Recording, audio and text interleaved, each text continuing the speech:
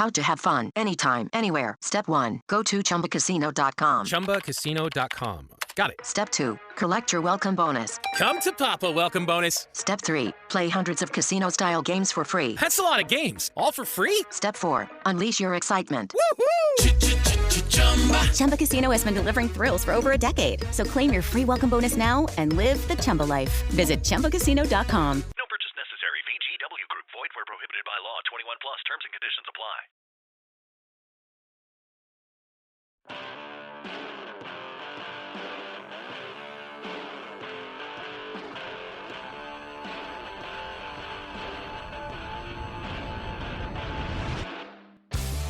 The views and opinions expressed in this podcast by the host and or the guest do not necessarily reflect the views of the host and or Paranormal Buzz Radio and or its sponsors. Use of any material produced by Paranormal Buzz Radio without express written consent is prohibited. Paranormal Buzz Radio will not be held responsible for you holding your knees, crying, and rocking in a corner in a puddle of your own urine, or being beheaded by a group of children in a cornfield. In fact, if you come across a group of children in a cornfield, we promise to make fun of you as you run away screaming in terror.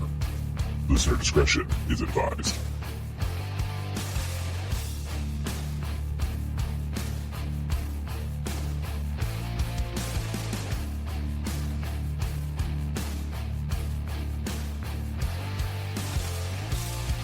You're listening to RAP Paranormal and Friends with your hosts, Kim Purvis and Allison Robinson.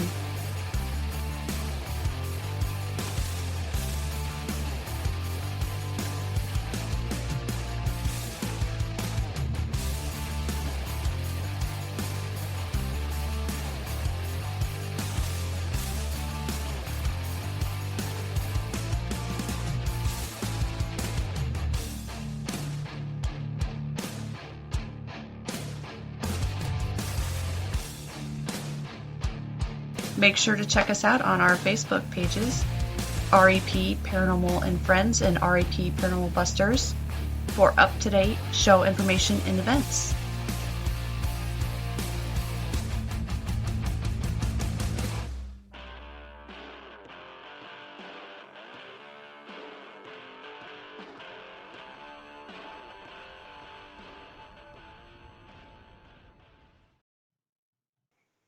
Hey everyone, welcome to RAP Paranormal and Friends.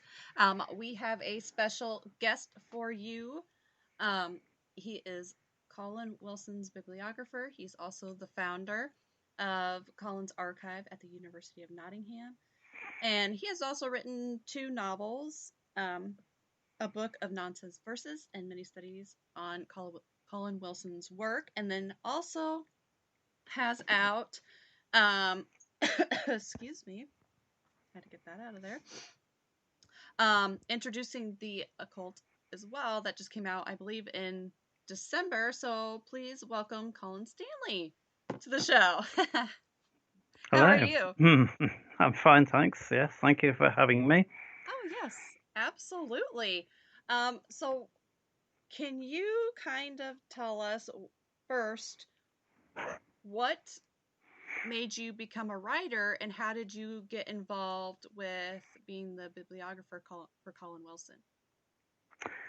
Yeah, sure. Well, I mean, first of all, I suppose I ought to say something about Colin Wilson for those who are not overly familiar with him. Mm-hmm. He was born in 1931 in the East Midlands city of Leicester here in the UK.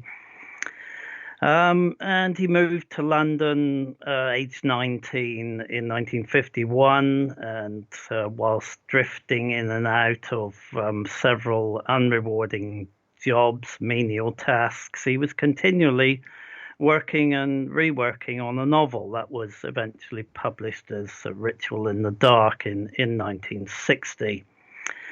During this time, he famously slept rough on Hampstead Heath to save money, and he worked on the novel in the famous British Museum's round reading room during the day.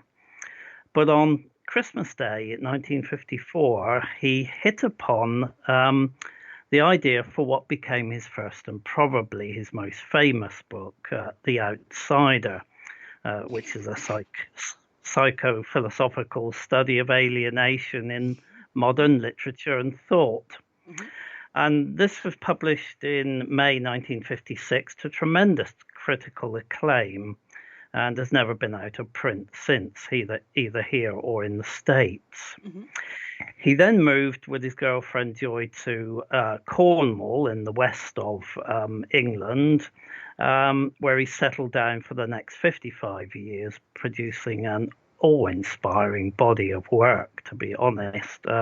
Over 180 books, 600 essays and articles for a variety of newspapers and magazines, and 180 introductions to other authors' work. He was essentially an existentialist philosopher. His classic study, Introduction to the New Existentialism, first published in 1966, has just been reprinted by an academic publisher. But he's also written on crime, psychology, sex, the occult, as we'll find out, literature, music, unexplained phenomena, history, prehistory, wine, and over 20 novels in various genres. Sadly, he died in December 2013, aged 82. Mm-hmm. I first met him in 1981 when I was working at the University of Nottingham as a librarian. I just wrote to him on the off chance. I'd read quite a lot of his work, and I wrote to him and said I'd like to be your bibliographer, and he wrote back virtually by return of post, very enthusiastically, and inviting me to come down to his house in Cornwall to go through his library. And well, I've been doing that every year since, basically. Wow. But I shall never forget the first meeting with him. Because I hadn't really realized what I'd taken on, although although I'd read, as I said, I'd read a fair bit of his published work, I hadn't realized that he was probably the most prolific writer of the 20th century.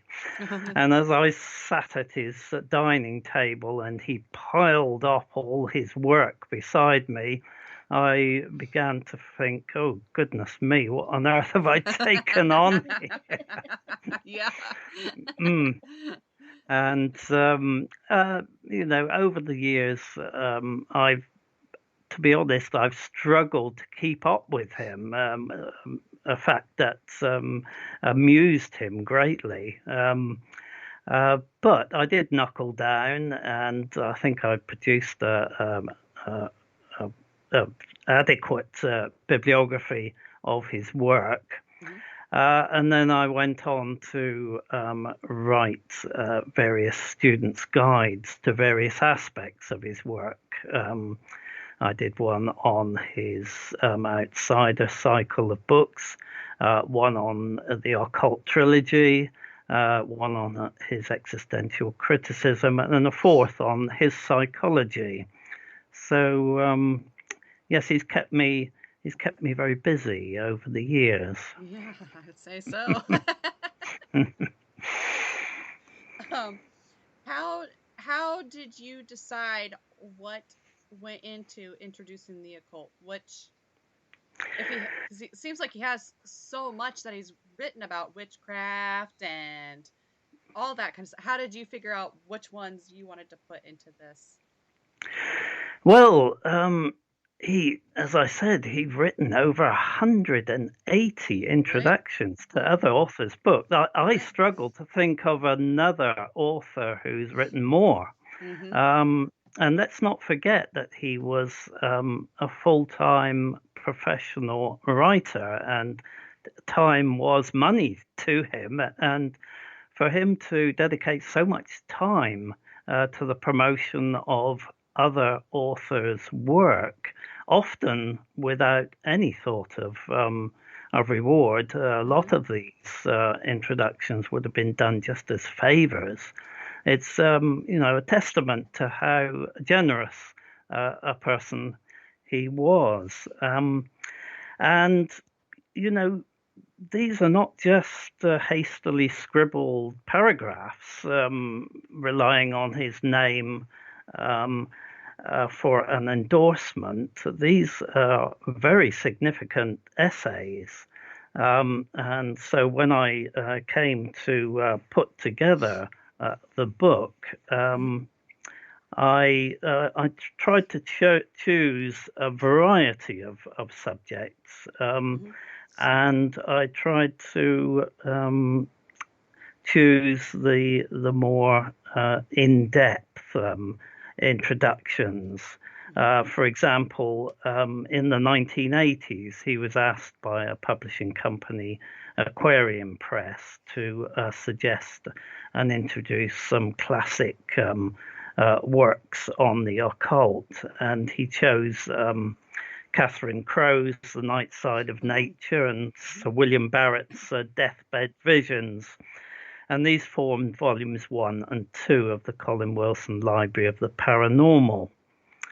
And I chose to choose both of these for introducing the occult.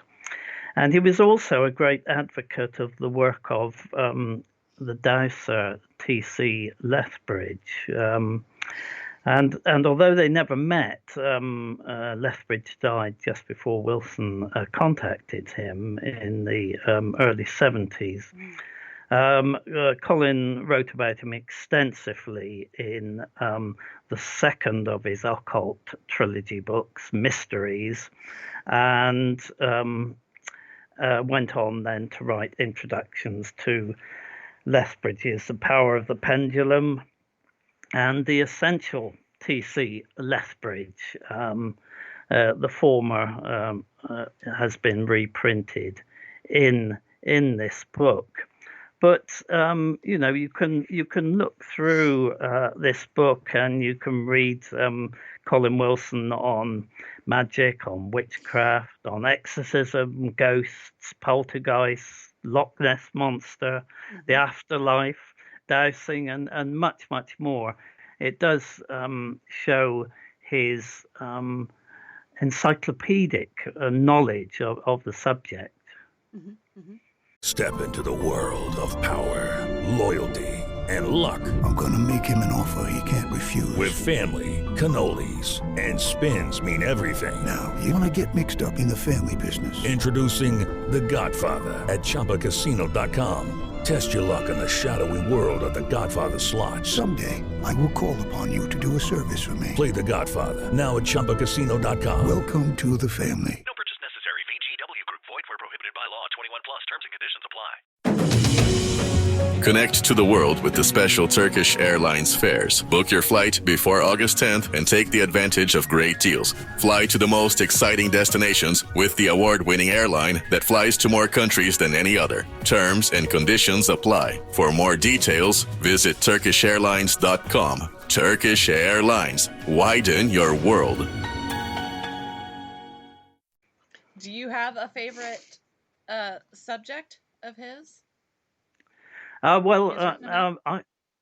like his early work very much. The stuff that he wrote between 56 and the occult in 71. So I'm more interested in Colin as an existentialist philosopher and as a psychologist.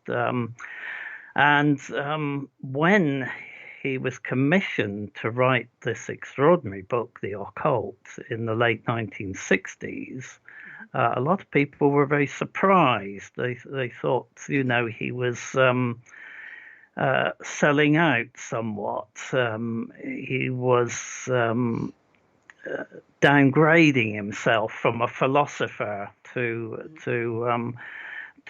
jump on the sort of occult bandwagon, which happened around then. I mean, the late 60s, there was a real interest, particularly amongst the sort of hippie generation, in all things mystical, and the occult kind of took advantage of that interest. But it was an extraordinary book. Joyce Carol Oates, I believe, described it as a book of wonders, which indeed it is.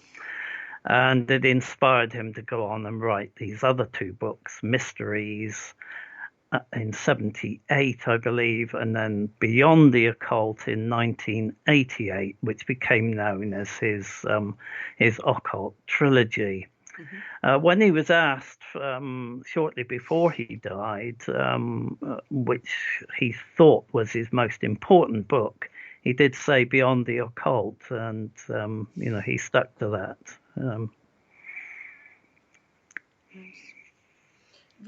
What were his views on ghosts? Well, he'd always been interested in these things, and when he was asked to write the occult, he said strangely that he wasn't very interested in the subject. But when he started to research it, as it is with all subjects, really, if you look at them superficially, it's easy to dismiss them. But once you start researching something in depth, and you see the weight of evidence, I mean, so many people over the years have seen ghosts and continue to see ghosts. I mean, Colin was convinced of the reality of ghosts, although he liked to put sort of a psychological slant on it. How do you think his work has influenced people today? Yeah, well, you only have to see that all his work is being reprinted.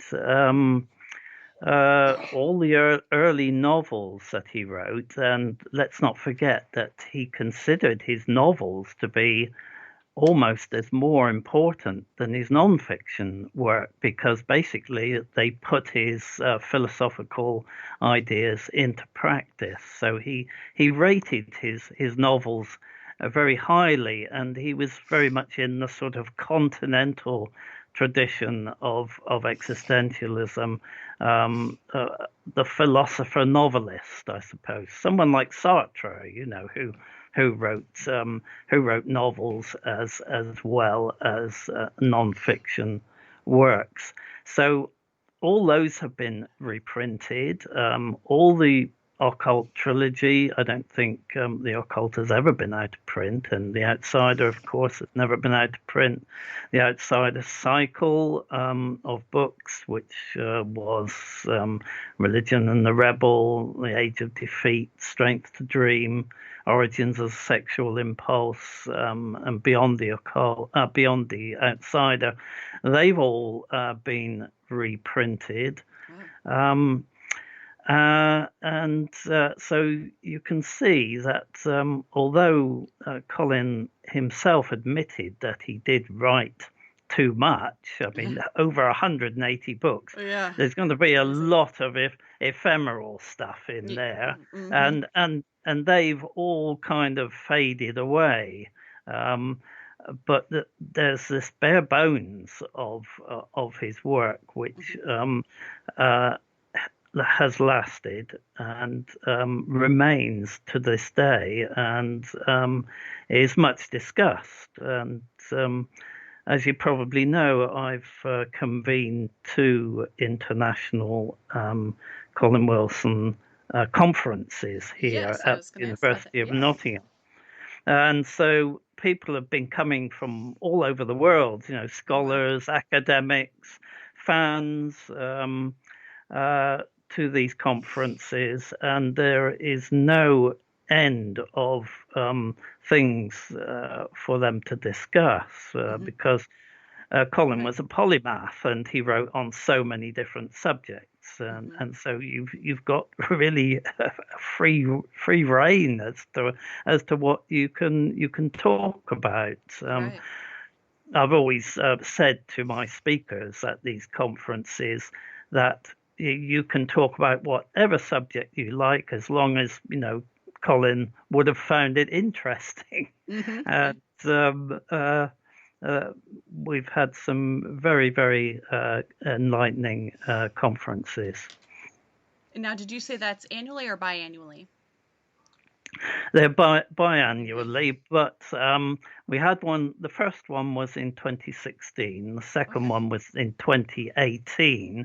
And of course, you can probably work out what happened to the one in 2020. Right? That unfortunately had to be cancelled. I'm hoping that there's going to be one later this year because I think people are starting to feel more confident about traveling now.